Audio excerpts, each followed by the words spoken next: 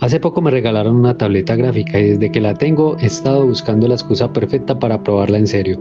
Así que hoy decidí hacer un fanart de ella de Vocaloid. Y sí, la más conocida es Miku Hatsune, esta no es tan conocida. Siempre me atrajo su diseño. Tiene esa mezcla de elegancia, energía y un aire un poco melancólico que la hace única. Me pareció un buen personaje para explorar una pose más compleja y de paso probar cómo se sentía dibujar directamente en digital, aunque me ha costado un poco.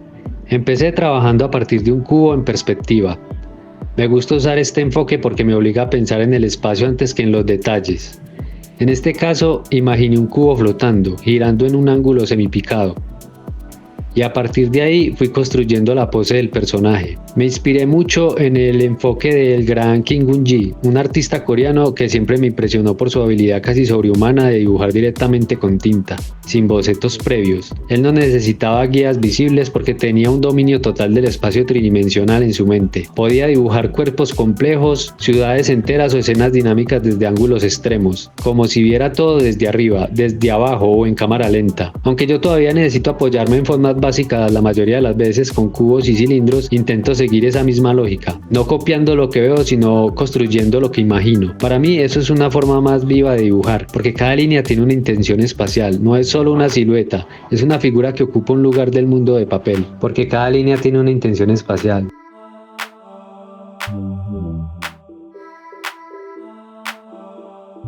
No viéndolo solo como una silueta, es una figura que ocupa un lugar en el mundo del papel. En este dibujo sí usé algunas referencias, pero no para copiar una pose exacta, sino como punto de partida. Lo que hice fue a partir del concepto de construir primero el espacio, pensar en una caja, un escenario tridimensional donde después iba a ubicar el personaje.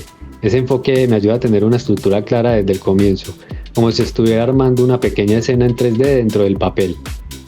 Una vez definido este espacio, usé la referencia para resolver detalles anatómicos, entender la caída del peso del cuerpo o cómo se relacionan ciertas partes entre sí, pero sin depender al 100% de lo que veía. De esa forma, siento que puedo moverme con más libertad. Es como tener una base sólida sobre lo que después puedo improvisar.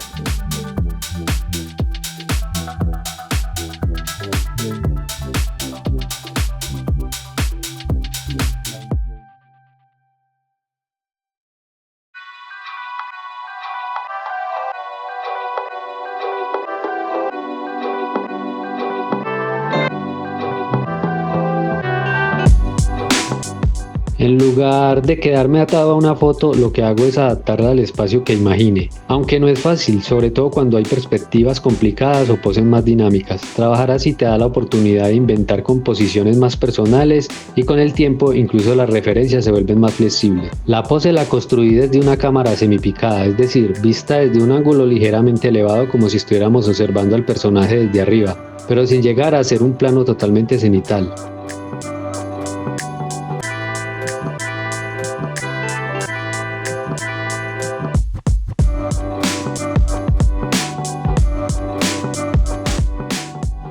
Este tipo de perspectivas siempre representan un reto porque obligan a modificar las proporciones de todo.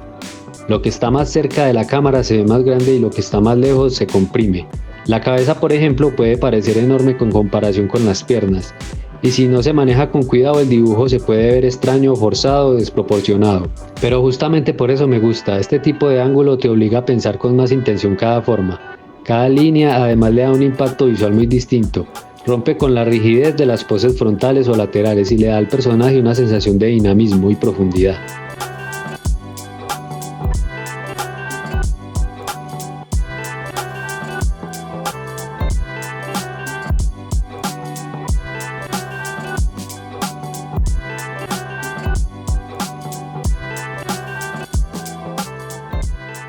Como si formara parte de una escena más grande. También creo que este tipo de cámara aporta dramatismo. En este dibujo, por ejemplo, la vista desde arriba hace que ella parezca más frágil, típico de las cámaras desde arriba, como si estuviera suspendida en el aire o atrapada en un instante de una coreografía. Es una forma de sacudir la zona de confort y explorar cómo el punto de vista cambia por completo la narrativa visual.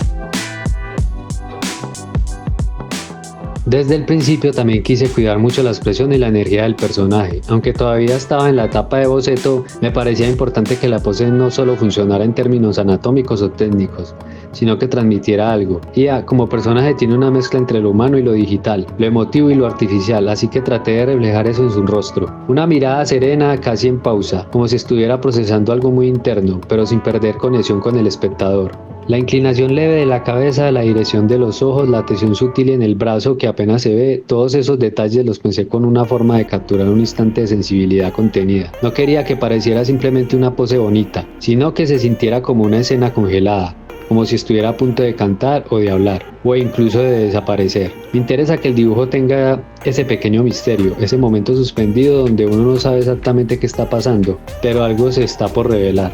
Decidí dejar este video solo hasta el boceto. El color vendrá en otro más adelante, así puedo dedicarle el tiempo necesario y trabajar la atmósfera que tengo en mente.